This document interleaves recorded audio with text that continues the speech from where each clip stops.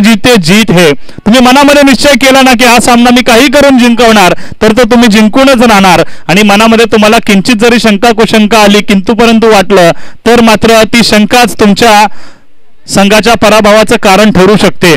12 चेंडू शिल्लक आहेत. 18 क्षमा करा, 18 चेंडू शिल्लक आणि 18 धावांची गरज. आणि पहिला चेंडू डॉट बॉल. एका बाजूला आपण जर का पाहिलं तर समितीच्या संस्थापकांचा संघ, शाहूवाडी तालुका क्रिकेट असोसिएशनचे संस्थापक आणि सोंडोली या संघाचे आधारस्तंभ अजित साहेब यांचा हा संघ आपल्याला पाहायला मिळतोय. अजित पाटील कुठेतरी थोडा पराभवाच्या उग्र छायेमध्ये संघ आहे. 17 चेंडू 18ची गरज.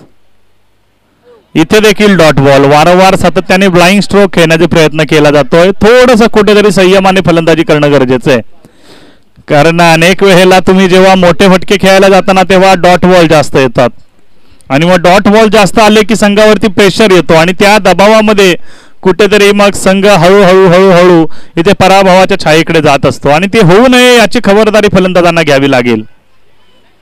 2 निर्धाव चेंडू सुखदेवच्या मार्फत. सुखदेव हे देखील एक ऐतिहासिक नाव आहे खऱ्या अर्थानं पाहायला गेलं मित्रांनो.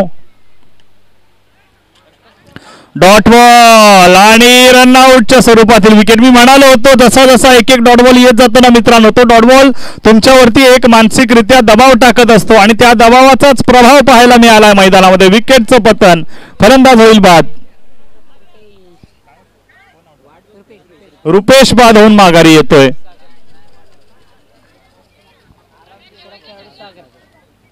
नवीन खेळाडू सागर पाहायला मिळत आहेत.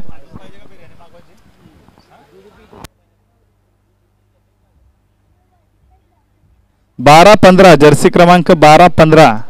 हा कुठल्याही 4 व्हीलरचा नंबर नाहीये मित्रांनो, हा जर्सी नंबर आहे.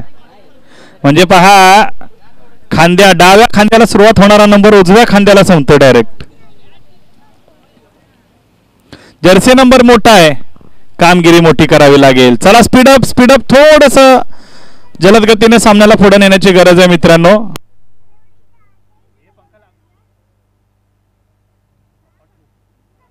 चला विनंती आहे.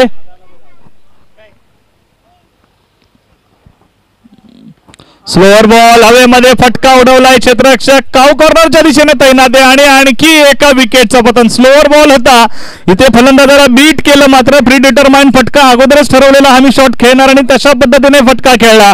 सरळ काऊ कॉर्नरला उभे असणाऱ्या क्षेत्ररक्षकाच्या हातामध्ये विकेटचं पतन.